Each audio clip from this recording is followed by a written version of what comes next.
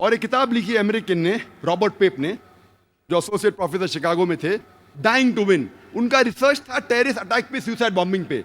और उनने कहा कि लोग जो इल्जाम लगाते मुसलमान सुसाइड बॉम्बिंग करते हैं, इसकी शुरुआत किसने की, इसको सबसे आम किसने किया, किसने सबसे आम किया इसे।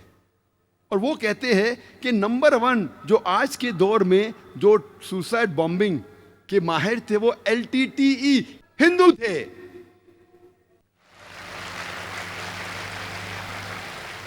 और हम जानते हैं उसकी मिसाल हम जानते हैं कि 21 मई 1991 हमारे प्रधानमंत्री थे प्राइम मिनिस्टर राजीव गांधी को सुसाइड बॉम्ब के जरिए उनका कत्ल किया गया था।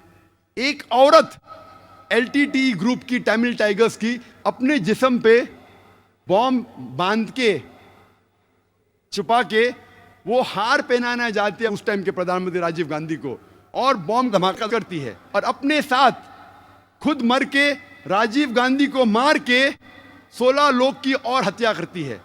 वो थी एक औरत, हिंदू औरत। लेकिन पेपर में ये नहीं आया कि हिंदू टेररिस्ट अटैक, तमिल लोग ने अटैक किया, हिंदू लोग ने नहीं। क्यों?